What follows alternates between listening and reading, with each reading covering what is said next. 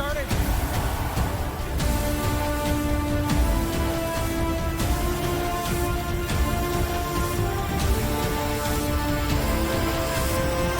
Arizona Cardinals are on the clock.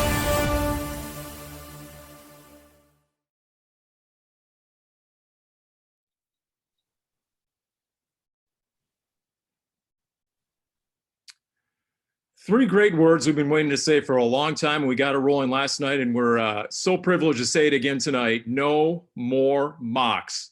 It's the real deal. Sports is the original reality TV, is it not? And guess what? We have your Cardinals Draft Connection brought to you by our Arizona Ford dealers. And around the horn, we're going to go as we continue our coverage here of the Cardinals Draft 2020. Paul Calvisi here. Dave Pasch there, voice of the Cardinals, Cardinals analyst Ron Wolfley, and Wolf is Emir you who wants to give Dave a hard time about putting the casual into Casual Friday right now. I don't know what David's been doing the last couple of days, but it doesn't look altogether good. Well, never redo your closet in the middle of a pandemic, because in case things get delayed and you can't get to your clothes, this is what you end up wearing. You know you have no games to call for a good 6 weeks counting right now when you're redoing your closets. So there you go. But you know what? Come on, guys. And Wolf, you tell me. We needed this, right? We needed a live sporting event. I mean, sure, the winners and losers we're not going to know for years to come. But look at the ratings last night. Record ratings, 37% jump over a year ago. It's just remarkable, the interest in this year's draft. And of course, Paulie, going into it, so many people are wondering, okay, when is Commie Red Joe going to hack it? When is Beijing going to hack this thing? And the fact that it actually came off without a glitch or a hitch, believe me, somebody at the NFL, somebody in the IT department is getting a promotion. That much I'll guarantee you. All right, here's the other thing, Dave, and we saw it to start last night. Cliff Kingsbury broke the internet. That single picture of him enjoying the draft, as we tweeted out, social distance ding, as that was quite the look for Cliff Kingsbury, and he was the envy of most of the country. If people didn't think that James Bond really existed, just look at Cliff Kingsbury. This is proof right here. And Steve Keim, I guess, is Q, providing the toys for Cliff, which he did last night and throughout the offseason with the additions they've made. But that's a pad that I think all of us wish that we would be quarantined in if this ever happens again. Oh, yeah, I'm sorry. I got to jump in, man. You know I got to jump in on this one. First of all, it was the fact that he matched the furniture and what he was wearing. He had on the white sweatshirt with the black pants. He had no socks with the shoes, of course. I mean, he matched the picture beautifully. It was like a piece of art. And then out the window, he's got the fire. And, I think the shoes cost more than the house. I got to tell you, and then they went ahead, Paulie, and I know you saw this, but the juxtaposition of Cliff Kingsbury and Zach Taylor, where Zach Taylor was.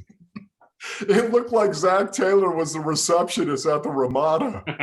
Let me tell you, I got text messages from people that I haven't heard from in a long time. 3 different people right away, and they texted me, "Hey, have you ever been to Cliff's house?" And I'm like, no. So for the record, I've never been to Cliff's house. B, I don't anticipate an invitation to Cliff's house. And C, the only way I'm getting into that gated community is if I'm Paulie Poolboy. So, and you know, we're going to ask Isaiah Simmons a little bit later in Cardinals Draft Connection what he thought of Cliff Kingsbury's house, because it was can't miss. Isaiah Simmons, by the way, I shouldn't bury the lead here, is going to join us in this edition as the Cardinals get into round 2 and 3. And Dave, as we know, Cardinals right now do not have a round 2 pick, unless you want to consider DeAndre Hopkins the Cardinals' round 2 pick, and that's most definitely a win. Maybe the greatest trade in Cardinals history. When that happened over a month ago and Adam Schefter tweeted it out, I immediately looked for the blue check mark to make sure that it wasn't a fake Schefter tweeting out not only the fact that the Cardinals acquired DeAndre Hopkins, but what they gave up for him. And obviously a second-round pick being part of that, but the fact they were able to move David Johnson basically for DeAndre Hopkins. The second round is incredibly deep. There are a lot of prospects, I think, that'll go in the second round that have first-round talent. And it will be interesting if Steve Keim has his eye on 1 or 2 guys that if the middle or the second or the late part of the second round comes around and those guys are available, I wouldn't be surprised if Steve tries to wheel and deal to get back in, because again, I think there's a lot of talent that's still available. You know, there's a tweet that came out from Adam Schefter just a little bit ago, and I'll just quote it here. Wolf, one personnel director tells him this is the deepest second round in the last 25 years. He believes there are 20 players available that could have been first round picks. And with that in mind, what do you think would be compelling enough for Steve Keim to make a move back into the second round right now? Yeah, that's a great question, Paul, because there was a second tier of offensive tackles. A lot of people were talking about a second tier of wide receivers that a lot of people were talking about. I do believe that Steve Keim wants to surround Kyler Murray with some young talent on the offensive side of the ball, right? Some talent that will be able to grow with him over the next 4 or 5 years, right? I think that's important to him, whether it's a tackle or a playmaker at wide receiver, even a running back. And I think there's going to be some really good running backs that are going to be available, even if the Cardinals don't get back into the second round. I think the second round is going to be all about the running back. I do believe we might see 4, 5, maybe even 6 running backs taken off the board, but I still believe there's going to be some good backs there in the third round as well. Listen, Kenyon Drake, who knows how long Kenyon Drake is actually going to be an Arizona Cardinal. I have a hard time, this is just me, I have a hard time believing that after the David Johnson affair, they're going to go ahead and hitch their wagon to any running back with a big, massive contract that is going to cost millions of dollars over the next 4 years. I just have a hard time seeing them do that again. So maybe they'll try to get Kyler Murray and surround him with some young talent on that offensive side of the ball. If not a trade back into the second round, the Cardinals in the third round are picking 72nd overall. As you mentioned, they have a couple of running backs. Do they get a third running back? Kenyon Drake on a 1-year deal. 2 cornerbacks right now, your starters on the last year of their deals. Offensive line, a lot of possibilities. I tell you what, just like last night, we got to duck in a big thank you to our Arizona Ford dealers. It's built Ford tough and it's built Ford proud, but right now it's built to lend a hand. And a great example of what they've done with St. Mary's Food Bank, our Arizona Ford dealers, a $50,000 donation, making for up to more than 350,000 meals for those in need during this COVID-19 crisis. Once again, Ford not only built Ford tough, also built to lend a hand.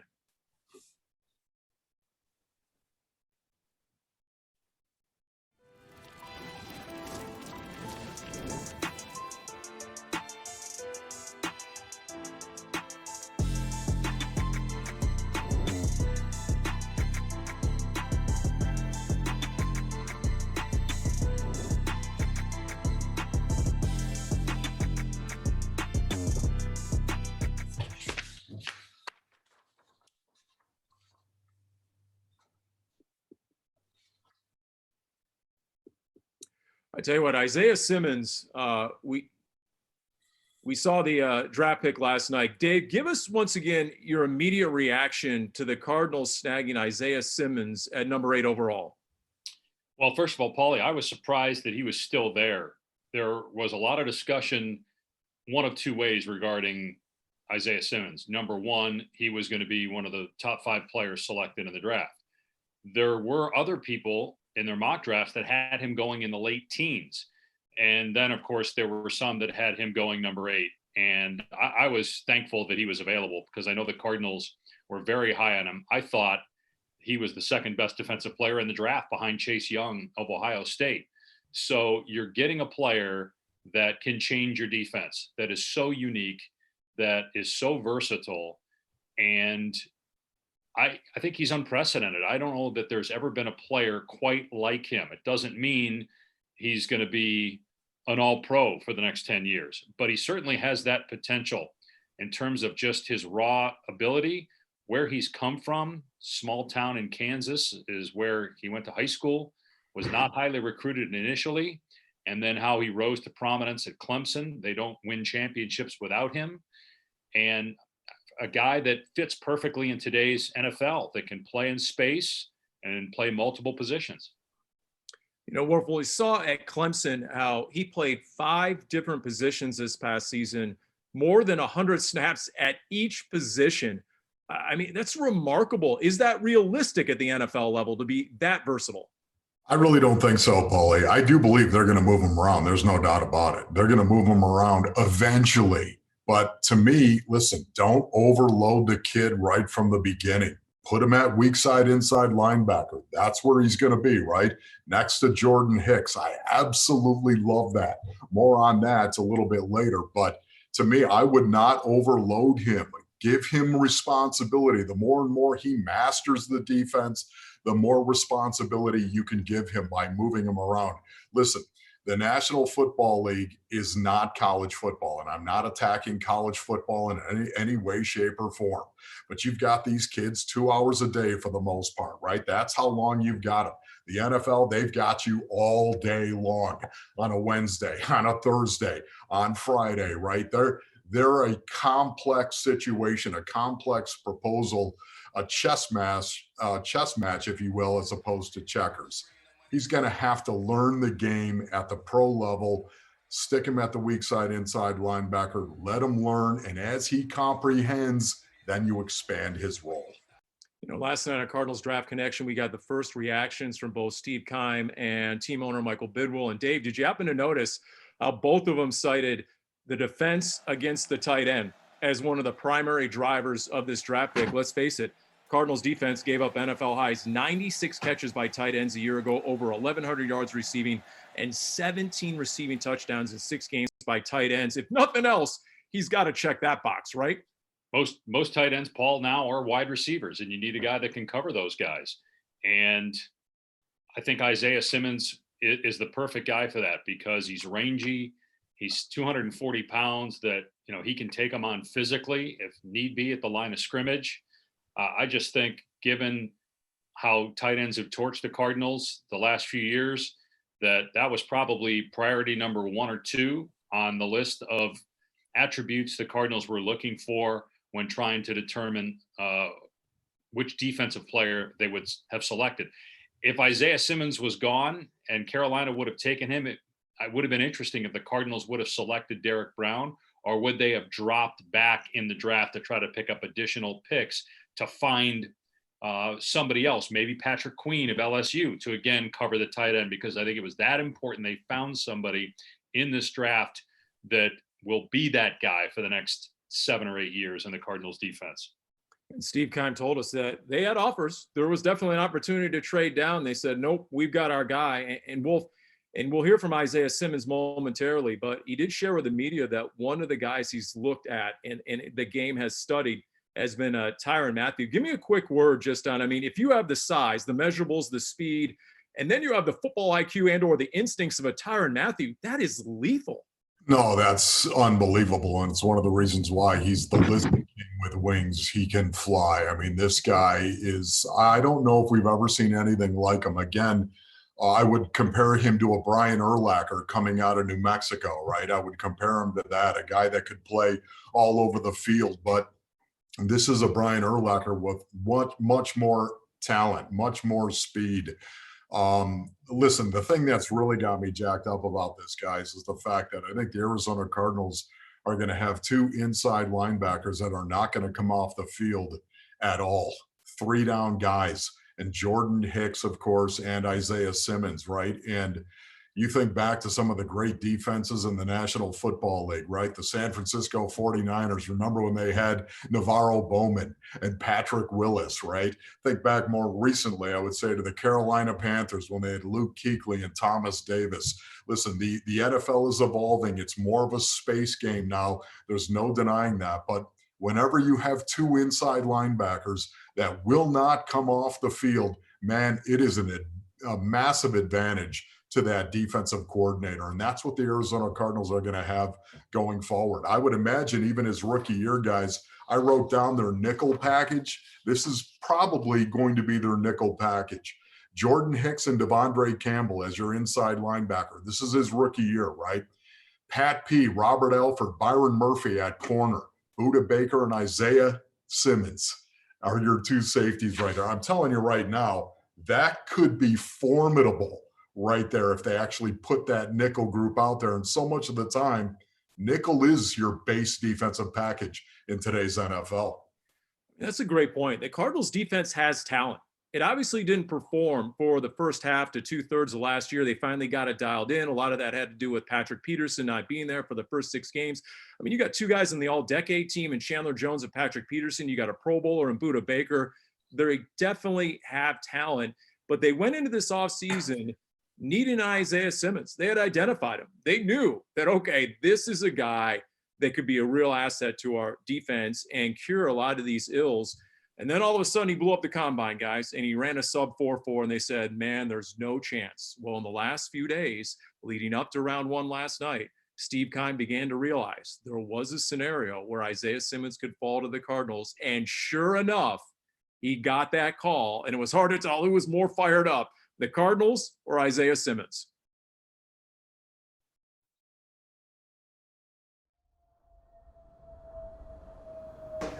Carolina has submitted its pick. Arizona is now on the clock. Who was the pick? Have they said who Carolina took? It was Brown. Okay, Isaiah Simmons is our guy. Okay. Here we go. There we go. Okay, I'm gonna call Isaiah right now. Isaiah, Steve Keim with the Cardinals. I was at your bowl practice. Coach Caldwell coached me in college, so I'm the GM for the Cardinals. So got to spend a lot of time with your people, and also came to your national championship game, and I was excited to see you. So good, man. Hold on one second. I'm gonna merge our coach and our owner, okay? But we're gonna make you a Cardinal right here. Steve? Isaiah, Michael Bidwell on the phone, our owner. How you doing? Very well. Congratulations, Isaiah. We're gonna hand in your pick in a couple minutes here, but I want to welcome you to the Cardinals. We're excited. You're a hell of a player, and we're looking forward to putting you on the field right away. Isaiah. Yes, sir. Coach Kings right now. Congratulations. Yes, sir. Thank you, guys. Hey, we are so fired up, man. I talked to Coach Venables last week, and he was raving about you, man. You're a special talent, special player. You're going to love it out there. So we couldn't be more thrilled to have you be part of the Cardinals, man. Yes, sir. I'm excited. Can't wait.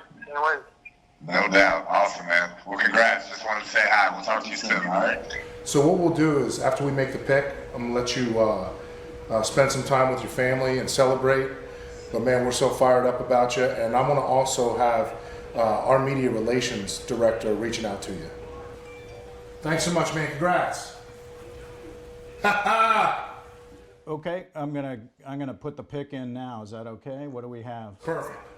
It's perfect. Congrats, Cliff. Thank you. It's big. That's big. That worked out perfectly. Sure did. With the 8th pick in the 2020 NFL Draft, the Arizona Cardinals select Isaiah Simmons. Anybody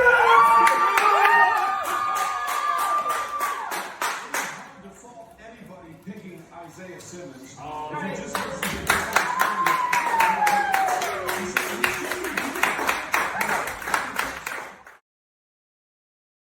All right, great stuff there. Behind the scenes, all access that we get with Cardinals Flight Plan, azcardinals.com. No biggie, just a phone call that Isaiah Simmons has been waiting for pretty much his entire life. So you have the phone call there, and now we have the video call here on Cardinals Draft Connection, and our first opportunity to say, welcome to the Cardinals, Isaiah. And I'm guessing, look, it's been nonstop the last 24 hours. I get it, right? Has it been a complete blur, or have you been able to hit pause a couple of times, soak it in, and what's been most memorable so far over the last 24 hours? The most memorable thing would definitely be the call and, just having that moment. That's definitely the most memorable.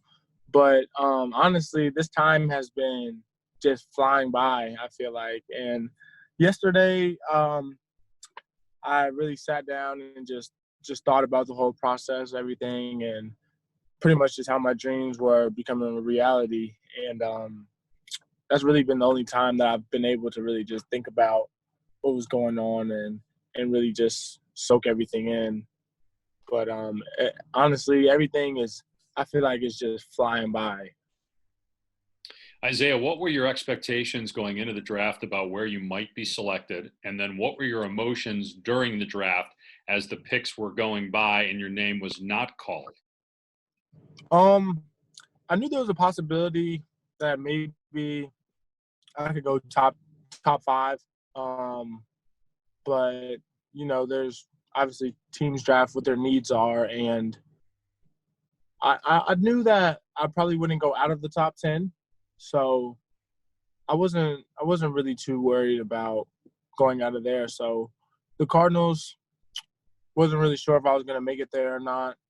I did, and it was going to be great.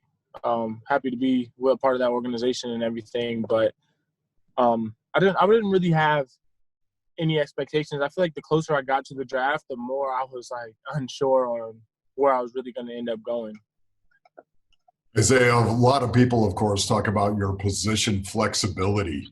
Where do you prefer to play? Do you like playing on the line, off the ball, or in the secondary? I don't think I really have a preference. I enjoy getting an interception just as much as I enjoy getting a sack. So I don't think I could really – it would be really tough for me to have to pick one just because, the luxuries that come from each position. So I really enjoy it all. Steve Keim called you an eraser, and I've seen other nicknames like Unicorn and Alien. You spent the last 4 months hearing scouting reports given on you. Give us your own scouting report. What do you think you do really well? For Cardinals fans who are going to see you for the first time, what kind of player did it?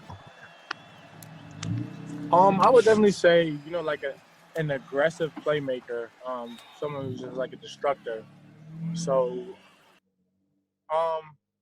for the Cardinals fans, I just want them to know that they're going to get a dynamic player that's able to impact the game on all 3 levels. I know Brent Venables, the defensive coordinator at Clemson, asks a lot of you. How quickly did you pick up? Because I know you played safety really early on and then moved primarily to linebacker. How quickly did you pick up all the things that he asked you to do, and how do you think that will help you in the NFL where you're going to be placed all over the field and have to do all kinds of different things, rush the passer, cover the tight end, play in the box against the run, play in the slot against a receiver perhaps? Yes, I feel like it was, it was a little rough learning it all at first because the defense that we ran at Clemson was new and we were kind of experimenting week to week, but we installed everything in the spring. And I really just focused in that summer on making sure that I mastered all of it because I knew there were going to be a lot of new concepts that came along with the new defense in the fall. So it wasn't really too hard to learn everything. Something that was really beneficial is our whole back 7 meets together. So that was something that was easy. So I was hearing everything the linebackers had to do, everything the corners had to do, everything that the safeties had to do. So that made it really easy for me to learn just because, I was already hearing everything. But so, I pick up things fairly quick. So learning everything was not hard at all. So Isaiah, have the Arizona Cardinals actually talked to you about where you're going to start, where they're going to insert you into this defense from a position perspective? Yes. From what I've been told, my position is linebacker. So we're gonna start there. I'm gonna learn everything about the defense that involves linebackers and the guys around me. Master that, and then we'll get into everything else. All right, so Isaiah, who's in the car with you, first off? And then I'm going to follow up, ask you to name another name. Is there a guy, when you get to the NFL, that maybe he's going to leave you a little starstruck? Maybe a guy you're looking forward to meeting or someone that you're like, hey, this is a guy that I've admired for a long time. I'm in the car with my brother, my girlfriend, and my friend, my former old teammate. But I would say I don't think I would be starstruck, but I just think it'd be cool to play against Tom Brady. He's like, he's a living legend, so he would probably be the only person. Isaiah, I called 2 of your games last year for ESPN against North Carolina, which obviously came down to the wire, and then South Carolina, where you guys won that game handily, and you were dominant in that game. And I was thinking about you and trying to make a comparison, and I really couldn't. And in a way, you kind of reminded me of Zion Williamson, and that you're so unique. There is no comp. And I'm curious, do you have someone that you think your game is modeled after, or are you that unique that you're really the first of your kind, so to speak? I really think that I'm kind of the first of my kind, but at the same time, Derwin James, he kind of plays a similar role of what I do. Maybe not to the extent that I did in college, but very close, as well as Tyrann Mathieu, former Cardinal. He also is a really versatile player that does a lot. So if I had to, compare myself to a player, then it would definitely be those two, mainly Derwin James, just because we're similar in size. I'm a little bigger than him, but yeah, you're bigger than him. Yeah. But playing wise, he moves all around on the field. So Isaiah, had the opportunity to talk to your coach, Dabo Swinney, of course, this morning. He was talking to us about how much you love the game of football. What is it that you love about the game of football? I really just love just competing. I think it's the competition, because I'm a really competitive person, and I feel like the competition is what really just keeps me going and keeps me motivated and driving to greatness. Last question, Isaiah. We can't let you go without getting your answer to, what do you think of Coach Cliff's house? Since it blew up the entire internet, what did you think when you saw that picture of your head coach's pad? That's funny you say that. I said I know I'm a rookie and all, but I was talking to my mom. I said, I know I'm a rookie and all, but I'm gonna be like, hey coach, can I come over? I gotta see that in person. But his house looked crazy. I was like, whoa. A little better than the college dorm, right? Yeah, just a little better. Isaiah, welcome, and thanks for your time. We look forward to seeing you here in the AZ soon. Thank you. Glad to be there. Thanks, Isaiah. Yep.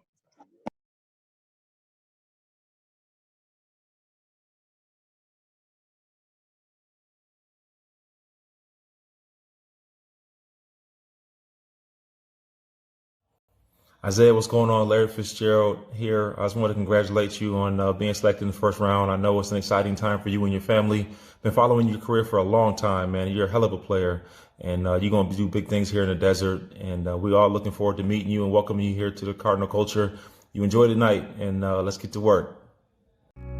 Before, there were things we took for granted. Times have changed. Football will be more than a game. High fives, touchdowns, hugs. These are the things we'll cherish. We've stayed together, Red Sea. Soon it will be time to come together.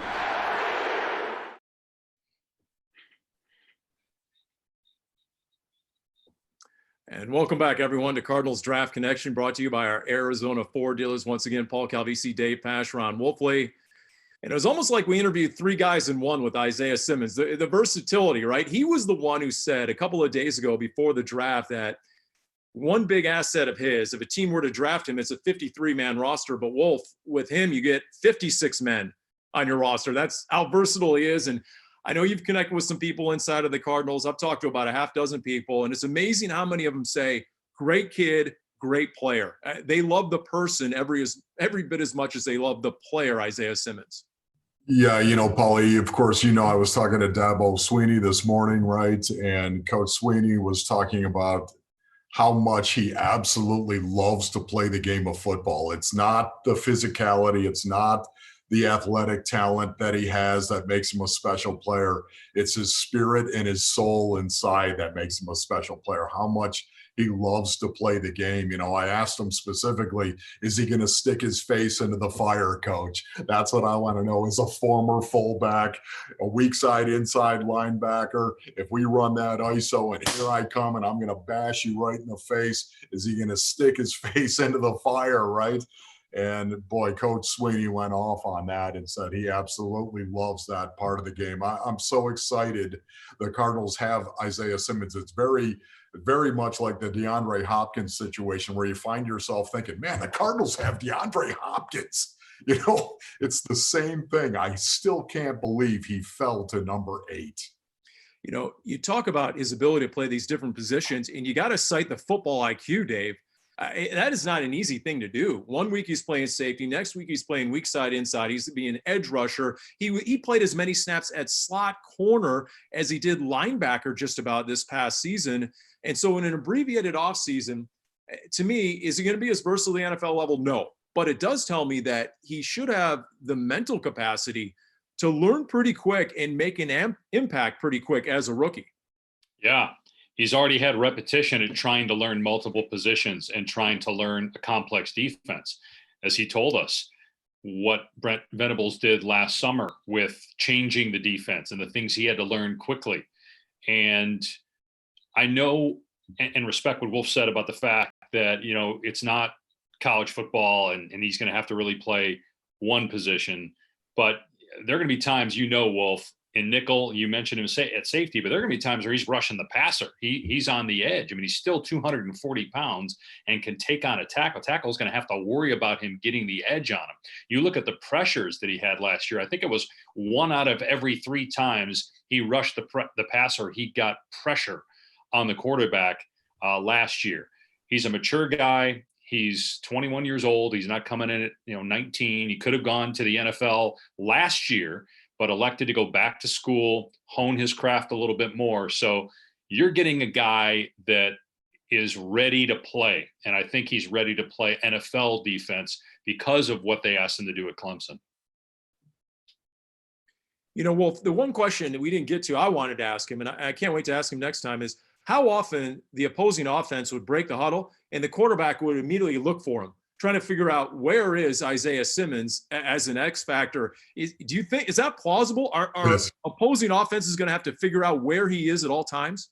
Paulie, you nailed it right there. I mean, you stop and think about it. One of the comparisons within the Cardinal organization and the Cardinal history, I would say, is Adrian Wilson, right? The gas man. I mean, think how good Adrian Wilson was, and every time the quarterback would break the huddle, he had to find, where is A-Dub? Where is the gas man? Where is Adrian Wilson? Because you never knew where he was going to be. The Cardinals moved him around so much.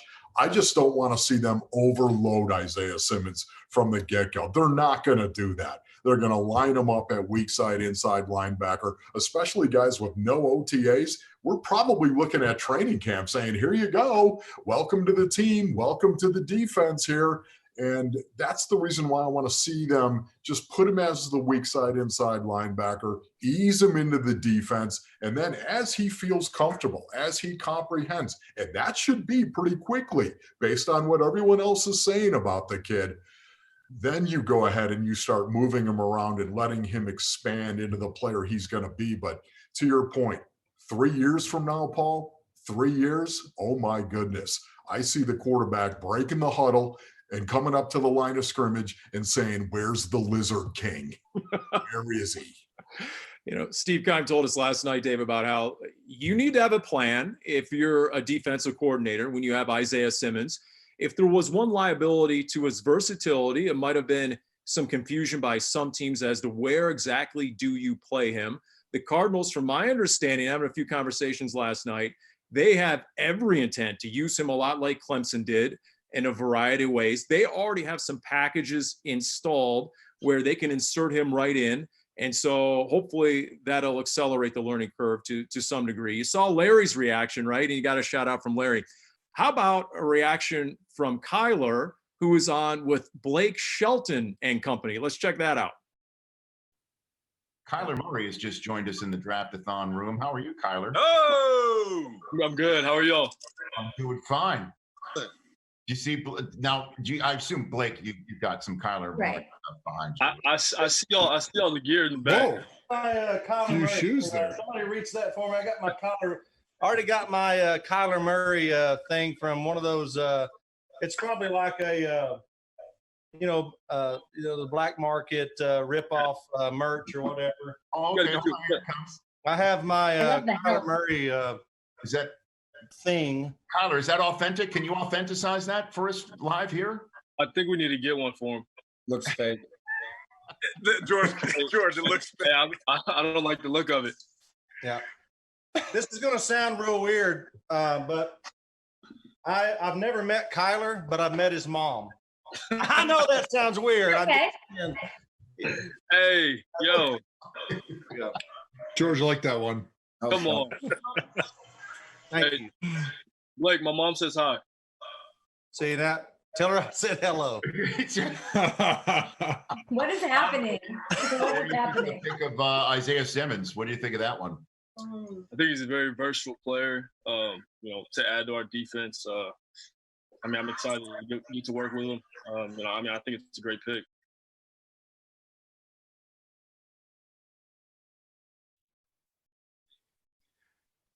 I'm not sure there's a bigger Cardinals fan than Blake Shelton. I mean, no joke. I mean, Blake Shelton a year ago when the Cardinals leading up to the draft, and he's buds with Steve Keim. He tweeted out, he said, if Steve Keim doesn't take my guy Kyler Murray, because Blake Shelton's also an Oklahoma fan, he said, I'm going to wrap my guitar around Steve Keim's neck. And then at another point in that interview, you had Blake Shelton busting out a framed picture of Steve Keim. I'm like, well, where does he get that? So that was entertaining stuff last night with Blake Shelton and Kyler Murray. And Wolf, if this team starts winning, and the sort of offense and octane that's going to be involved with this Cardinals and as entertaining as they could be with Cliff and Kyler and company, they're going to get a lot of national airtime and attention, aren't they? Paulie, there's no doubt about it. Oh my goodness, are you kidding me right now? With all of the attention that is coming down on the Arizona Cardinals, and you've got people out there. I won't name names, Paulie, but you have people out there saying, "Oh, the Cardinals have won the offseason," right? I mean, how many times have we heard? It's legit. They get the Rex Ryan Award. I don't care what Tampa's done with the Gronk and Tom Brady. The Isaiah Simmons draft just seals it. Paul, I mean, honestly, you can lose the offseason. I'll give you that, Paulie. You can lose the offseason, but you can't win the offseason until you start winning games. But I can tell you right now, this wave of success is coming at the Arizona Cardinals. They have made an awful lot of great moves in this offseason. Dare I say, quote unquote, sexy moves in this offseason that has got the attention of a lot of the people, the analysts that are out there, right? Reporters that are out there, the NFL universe. They're loving what they're seeing from the Arizona Cardinals, man. That leadership inside that locker room has one task. Don't believe any of it, until we start beating people. All right, so there we go. That's our segue right now into DeAndre Hopkins. And Dave, I want you to listen to this. Here's DeAndre Hopkins with a shout out for the Red Sea. What's up, Red Sea? It's DeAndre Hopkins here. I'm here in the Valley, ready to go. I hope everyone's staying safe right now, and we'll get back to the action pretty soon. All right, so D-Hop is fired up. The Red Sea is fired up. Dave, first off, Wolf name dropped earlier, okay, with Dabo Swinney. We heard that, okay? Now, if you're a Clemson guy, you don't call him D-Hop. You call him Nuke. And explain that to us for those of us who are newcomers and neophytes when it comes to DeAndre Hopkins. If my memory serves correct, Nuke has nothing to do with like an explosion.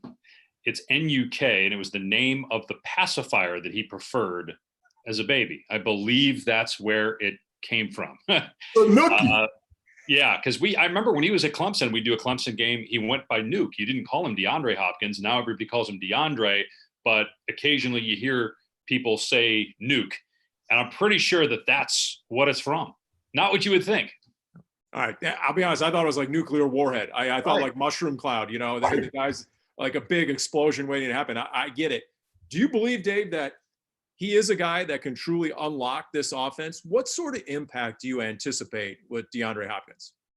Well, just look at Houston and the lack of weapons that they've had and the lack of consistency that they've had offensively. Yet DeAndre Hopkins has produced every year he's been in the league and has been one of the best players at his position in the NFL. I'm still astonished that the Cardinals were able to acquire him, that the Texans would give up a guy that's that dynamic. He can do it all. He's tough. He's a great route runner. He's fast enough, and he's a leader. I love everything about him. And again, when you have a great player that you add to a quarterback that is ascending, I don't believe that Deshaun Watson would have made the strides that he did without DeAndre Hopkins. And I think having Nuke Hopkins will make Kyler Murray that much better in year 2. Well, if I couldn't grease it up for you, the X's and O's, all I know is at the end of last season in December, if you talk to some of the players on offense, they say, you know what we really need is that outside X receiver, that threat that would keep a defense honest. Take it from there. Explain to us why this addition was really what the Cardinals offense needed in so many ways. I really love this topic, Paulie, because once again, I do believe 11 personnel is going to be the predominant personnel group for the Arizona Cardinals in 2020, right? 1 back, 1 tight end, 3 wide receivers. Those 3 wide receivers will be DeAndre Hopkins, of course, Christian Kirk, and Larry Fitzgerald. Not a bad set right there, right? Those 3 wide receivers. I think that's going to be the predominant group. When you've got that personnel group onto the field right now, within the first 10 to 12 plays, you're going to try to find out what is their game plan with DeAndre Hopkins, because he's a true wide receiver 1. He's a true number 1 receiver at this point of his career. So the defensive coordinator is going to tip his hand. This is what we're going to do to DeAndre Hopkins. And once you script those first 10 to 12 plays, a lot of coaches are going to have a really good idea on the offensive side of the ball, what they're trying to do, what their game plan is to take away DeAndre Hopkins. That makes the game so much easier to call for Cliff Kingsbury once you've identified what that is that they're trying to do to him defensively. They become more predictable. And when a defense becomes predictable, look out. That's the huge advantage that DeAndre Hopkins brings. Now, listen, the defensive coordinator is going to go ahead and make adjustments during the game. But as he adjusts, then you'll be able to adjust. So it's the fact that he makes defenses a little bit more predictable that really is the power of having a true wide receiver 1. You know, Dave, you cited Cliff Kingsbury and the year he spent as the offensive coordinator at Texas A&M, because that was the one year where he really had some serious weapons at his disposal. And if memory serves, Cliff has mentioned more than once that they led the SEC in rushing that year as well. And considering the Cardinals just had a franchise record 5 yards per carry plus average in the rushing game a year ago, how much balance do you expect this year between the pass and the run? We saw it last year that Cliff is not afraid to adjust and adapt to whatever he has around him. And obviously early in the year, he was trying more of the traditional air raid of what we saw at Texas Tech. And at the end of the year, he looked like he had been coaching professional football in the 1970s with 3 tight ends. So I think you're going to see a little of everything. I really do. And I like what the Cardinals have at running back with Kenyon Drake and Chase Edmonds for this offense. And he had players like that at A&M, and he had players like that at the running back position at Texas Tech. So I think the guys they have at that position fit what the Cardinals want to do in the run game. And I just love the fact that Cliff will do whatever it takes to win. It doesn't have to be the air raid. It doesn't have to be Cliff saying, look how smart I am. It's about what do we need to do to win. And if a coach says, look, this is what we need to do. If one of the assistants say, look, I think we got to do this right now, I think Cliff's wise enough to listen, and he did last year. And that's why the Cardinals offense was much better in the second half of the season than it was in the first half.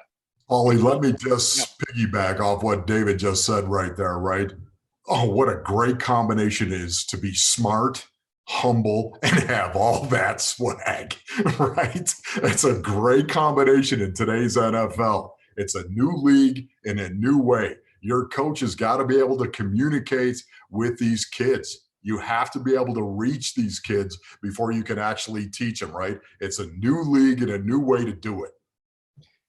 I look at the division, for example, and I look at the defensive coordinators in this division. And Wolf, I mean, would you rather game plan against Kyler Murray or Jared Goff? Would you rather Jared Goff? Yeah. Would you rather game plan against Russell Wilson or Jimmy G? It's the have or the have not. You either have these dual threat quarterbacks, and there are very few of them. But when you do, I just see you are a team with a serious future in the NFL right now. There's no doubt, Paulie. It's the new way to run the ball in the National Football League is to have a quarterback that you will run the zone read with. That you will do it. You will run RPOs as well, right? You're going to do that. You might even snap him the ball and let him run the ball, Lamar Jackson, right? I don't think the Cardinals are ever really going to have Kyler Murray do that. I think in certain situations, I could see that. I could see a Kyler Murray jet sweep, snap it to him and let him just student body right the thing and tell him, get out of bounds. Just go run as fast as you can and get out of bounds. I think we're going to see the offense evolve even more. But to your point, there are two types of offenses in the NFL. The old school way where you're going to line up and just be better than the other team in the box and run the ball that way, like the New England Patriots would do with two backs, right? 7-man slide protections. And Tom Brady, of course, that's how they did it for the longest time. And they won Super Bowls doing that. But now you're also going to have this new age combination of a running quarterback that puts pressure on the box and makes them a completely different defense. I would just go back to week 17 when the Arizona Cardinals played the Rams. You've heard me talk about this a lot, but it's such a clear example of what I'm talking about. Kyler Murray had the hamstring, right? Look what it did to the rushing attack when the Rams knew Kyler's not going to keep the ball. He's not going to run the ball on that zone read. They hunkered down in that box and really became tough and stopped the run that way. And that was all the difference in the world. You're going to have an offense that either puts pressure on that box just because you have a quarterback that's willing to run the ball or not. You're right. Those edge defenders no longer had to worry about Kyler getting loose to the outside, and they could just start crashing the pocket. You're absolutely right. Guys, we know over the years, one of the Cardinals' mantras as an organization is team is what it takes. And Cardinals fans, a reminder, we're all in this together and help the Cardinals, all of Arizona, raise funds for COVID-19 relief. Before the Cardinals are going to make their selection today, remember, part of what gets raised during this draft over the weekend, it's all going to go to Arizona-based Meals on Wheels, and everyone is encouraged to donate at NFL.com/relief. The hashtag is Draftathon. Once again, NFL.com/relief. And it's just yet another way in which the Cardinals are supporting local. All right, so we go into this round. Round two, Cardinals. DeAndre Hopkins is who they have slotted on the board right now in round two, unless they make a move and trade back in. Dave, they have a single pick in the third round. They have 2 picks in the fourth round. They have the 6th rounder, the 7th rounder. At this point, it seems like they've addressed most of their needs via free agency. Do you believe that? Or are there a couple of target areas that you think Steve Keim has in mind that's going to go to the top of his board at this point? Paulie, I think they addressed their defensive needs in free agency and with the pick of Isaiah Simmons. Now, is there a corner that you really like that might slip to the 3rd or 4th round that you think, like Byron Murphy last year, should have gone higher? If not, I think you're looking at an offensive lineman, a tackle that you can groom, or perhaps even another wide receiver, depending on who's there. I do think it's possible the Cardinals would take a running back if, again, it's somebody you think is a fit for this offense. And I still wouldn't rule out at some point, looking at another quarterback and bringing him in to compete with Brett Hundley. I'm not saying you do that in the 3rd round, but maybe there's somebody in one of the later rounds that you think has a chance. Look what Matt LaFleur did with Jordan Love. I was shocked at that decision, and clearly it says one of two things. Either they feel that Aaron Rodgers has only got a couple of years left and then they're going to move him, or they're going to move Jordan Love in a couple of years and hope that they can get more for him than a 1st-round pick. But I'm not saying the Cardinals are going to go that route, but I do think at some point, I know Brett Hundley played well at the end of the season in limited reps, but I think you need to find somebody else to really look at to see how he fits into Cliff's offense as a potential backup to Kyler long term.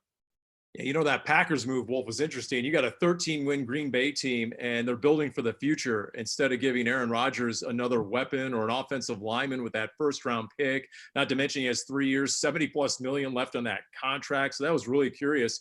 I mean, you look at Steve Keim right now with Kyler Murray on his rookie contract, and they've been ultra aggressive. Free agency is a great example. Isaiah Simmons. You know, there's building for the future, but I think Steve Keim believes this Cardinals team can post some W's immediately. Oh, Paulie, I think you're right on it. The transition tag of Kenyon Drake said that as well. That, you know what, we've got this 1 year. We're going to go ahead. We're going to make sure we keep Kenyon Drake, and maybe we keep him long term, right? We'll have to see the way this unfolds. But to me, Steve Keim is in win now mode. And Kyler Murray's going to need weapons. And, you know, just listening to David talk right there, I could easily see that on the offensive side of the ball at number 72. Maybe there's a wide receiver there that still could provide a little aid, comfort, and shelter. A guy that is really, really fast, right? A guy that can take the top off. That's something DeAndre Hopkins is used to. They did it in Houston with Will Fuller and Kenny Stills. They did it with them. Guys that were running 4.3s, right? To let DeAndre Hopkins work all that magic in short to intermediate routes. Maybe it's a running back. Maybe the kid from Utah. I love him, Zach Moss, at 5'9", 225 pounds. Do you know how difficult that is to tackle a guy like that? Talk about a fire hydrant with eyeballs, right? I mean, 5'9", 225, and he runs so physically. I love how he runs the ball. I would love it if they found a guy like that and brought him in. Listen, I know they don't have a need per se at running back right now, but the more talent you can bring in to surround Kyler Murray with that will be here 4 years down the road, man, I'm all for that. We know this draft is deep in the offensive line and then receiver, Dave, historically deep in receiver. If the Cardinals' next pick is indeed in the third round, I mean, what are the odds that a really legit, bona fide, talented receiver could fall to them? I mean, can we dream about coming to these Pac-12 guys like a Michael Pittman Jr. or, I mean, I know Laviska Shenault dealt with some injuries. He's probably a second-round guy, but there are still a lot of names out there that otherwise would have gone much higher any other year, I would imagine. Yeah, Pittman just went a little while ago to Indy, Paulie. There's going to be I would think a lot of those receivers will go in the second round. Maybe there is somebody there in the third round, or again, I'm looking at the offensive line. I think because last year you drafted 3 receivers, you don't know yet about Hakeem Butler. You got enough of a sample size of Keyshawn Johnson to know what he is. And of course, Andy Isabella. And how does Andy Isabella fit in going forward? Did you see enough last year to say, we're going to go one of two ways on Andy? Either we believe he can become a better receiver, he can pick this up and improve, or are you saying, you know what, I'm not sure that he's got the instincts, and so we've got to grab another receiver here in the third round? You have some insurance, obviously, with DeAndre Hopkins. You have a healthy Christian Kirk. Larry, how much longer is Larry going to be able to play? So you're always thinking about, can you add another weapon that can help you this year, or it's somebody that can fill in when Fitz is gone? But it just depends. I would really, if it were me and I'm Steve, I'm really looking offensive line unless there's a guy that you think at either corner or wide receiver or maybe running back that you had an early second round grade on that's there in the early part of the third round. You know, that's a great point, Wolf, what Dave made about the receiver class last year, the 3 rookies. Now, look, the best compliment, in my opinion, you could pay to Kyler Murray is he didn't look like a rookie. But those 3 receivers they took last year definitely looked like rookies. What's realistic in terms of your expectations in year 2, especially minus an offseason, what we're dealing with right now? What do you think the Cardinals are thinking with those 3 guys? Yeah, you know, it's interesting. It's an interesting proposition because I think you first have to answer the question, what did Cliff Kingsbury and the Arizona Cardinals truly intend their offense to look like when they drafted these guys, right? What did they intend it to look like? Was it September where it was 10 personnel, 4 wide receivers, and here comes the air raid, dang, right? I mean, you drafted receivers that you thought were going to fit into that offense. And I just don't know. I don't know what they were thinking in terms of that, right? Listen, I have not given up on Andy Isabella. I will not give up on a guy that is smart and running a 4-3-1. I'm not going to do it. But he does have to learn how to use his hands and catch the ball away from his body. He does have to learn that. And there are 2 schools of thought on that. Very similar to a quarterback, right? In his accuracy. Can you improve a quarterback's accuracy or can you not? 2 schools of thought of that in the NFL. Well, the same thing with a wide receiver's hands. You can teach him how to catch the ball away from his body, right? And make his hands so much more better and reliable, or not, right there. And I will tell you right now that David Rye, of course, the wide receiver coach for the Arizona Cardinals, believes you can improve their hands, right? So Andy Isabella, I'm not giving up on him, but he's got to learn how to run routes with a little nuance and a little feel. And when he gets to that point, he's got to learn how to actually complete the deal and start catching the ball away from his body. So I'm not giving up on him, but he's a question mark right now. Dave, over the years, 16 years now on the road with Wolf, we've seen him put on some displays at restaurants on the road. Okay. So with that in mind, we're going to talk about the Cardinals carryout program here. Wolf, you're the segue. Okay. Just take one for the team here. It's a 2-fold game plan here, supporting locally owned restaurants. And then the Cardinals deliver those meals to our healthcare heroes and first responders. Just click azcardinals.com/Cardinals carryout. And what's great is there's this interactive statewide map. We've checked it out several times. You see all the local restaurants are offering carryout service, right? And then the team's going to select establishments. They've already done it from the map each day. And then they go ahead, they purchase all those meals. They support the local businesses and restaurants. They deliver them to the people on the front lines, the medical personnel, the healthcare heroes. Once again, azcardinals.com/Cardinals carryout. Oh, you don't have one, do you? Right now, you don't have a taco on you or anything, do you? I mean, I'll tell you, nothing. A virtual taco, Wolf. Is that what you're saying? There's no way for him to just get give it. me a big burrito right now. I'd crush that thing. I guarantee you're getting ready to have some Valley Luna. Little shout out to Valley Luna. All right, it's a little shrimp poblano. Yeah, we might hit up Spinatos for another pizza here. You got to go. Dave, give a shout out. Come on, a local eatery. Give a little support here to the greater Dave Pasch metro area. The Green Corner in Chandler. Great Mediterranean food. It's good.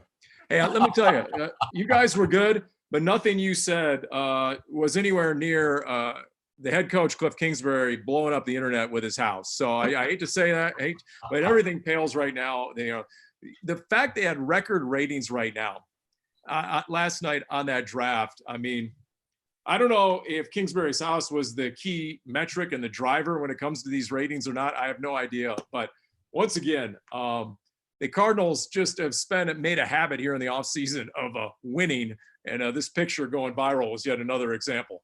All I know is this: Cliff wins and the rest of us suck. It was amazing, though. On a serious note, though, guys, once again, guess what? The players out there were the ones responding to Cliff. That's the thing you've got to remember about this, man. There is a new way to do this thing, and the swag that Cliff brings to it, man, they were the ones commenting. Patrick Mahomes, J.J. Watt, right? They were like, Tyrann Mathieu, the Honey Badger. These guys are like, yeah, Clippy. I mean, it's really encouraging if you're a Cardinal fan, believe it or not, especially in this day and age of free agency where you do recruit players. Yeah, there's a certain head coach with 6 rings right now who's not doing a great job of retaining some of his players. And you just get the sense that if players have a choice, they're going to want to enjoy their time in the NFL. And I think they're envisioning the Cardinals as one of those destinations. There's no doubt about that. So, all right, guys, we appreciate all the insight and the time and the knowledge here on the Cardinals. And I don't know exactly when the Cardinals are going to be on the field next. I know I look forward to seeing this team, Wolf, and I know you're beyond fired up right now.